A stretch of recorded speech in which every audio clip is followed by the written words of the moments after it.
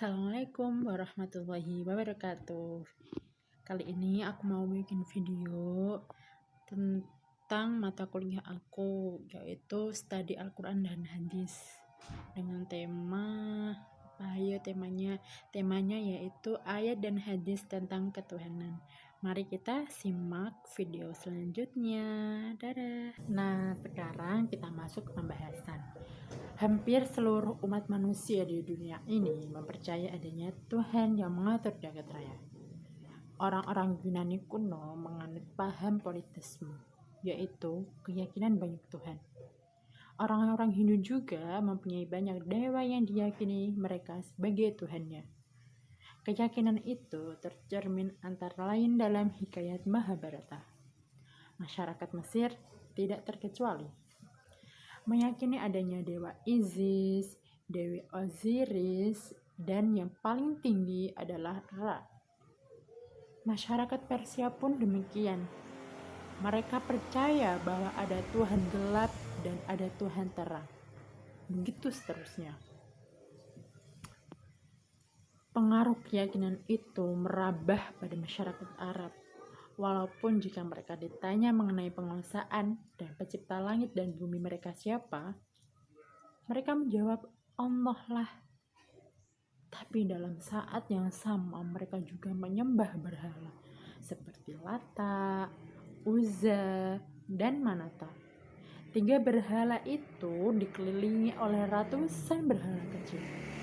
Nah, Al-Quran datang untuk meluruskan keyakinan itu dengan membawa ajaran tauhid. Nah, dalam Quran surah Al-Ikhlas ayat 1-4 yang berbunyi, Bismillahirrahmanirrahim. Qul huwallahu ahad, Allahus somad, lam yalid walam yulad, walam yakullahu kufuwan ahad. Yang artinya, katakanlah, Dia Allah yang Maha Esa.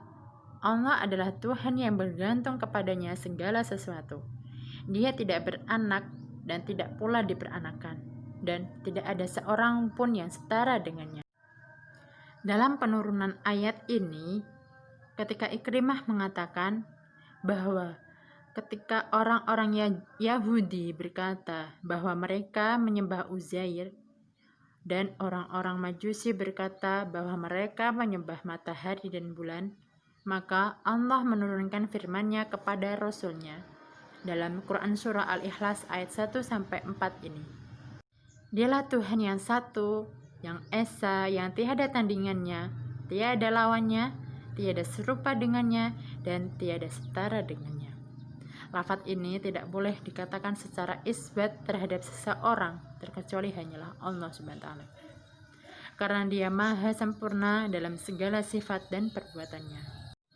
Ajaran Tauhid bukan hanya merupakan hakikat kebenaran yang harus diakui, karena diperlukan oleh jiwa manusia, tetapi juga merupakan kebutuhan akalnya demi kemajuan dan kesejahteraan umat manusia. Dalam Quran Surah An-Nisa ayat 48 yang artinya, sesungguhnya Allah tidak akan mengampuni dosa syirik, dan Dia mengampuni segala dosa yang selain dari syirik itu bagi siapa yang dikehendakinya. Barang siapa yang mempersekutukan Allah, maka sungguh ia telah berbuat dosa yang besar. Sebagai umat muslim, Allah adalah Tuhan yang Maha Esa, tiada sekutu baginya, sebagaimana yang sudah dijelaskan dalam surah Al-Ikhlas. Dalam surah An-Nisa ayat 48 dijelaskan, jika Allah akan mengampuni segala dosa yang diperbuat oleh makhluknya, selama dia mau bertaubat, kecuali dosa syirik, yaitu perbuatan menyekutukan Allah Subhanahu wa Ta'ala.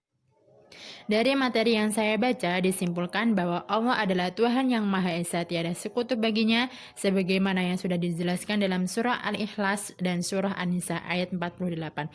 Surah An-Nisa ayat 136 diperintahkan agar umat manusia beriman kepada Allah, kepada Rasul-Nya, kepada Al-Quran, dan kepada kitab yang diturunkan kepada Rasul-Rasul sebelumnya.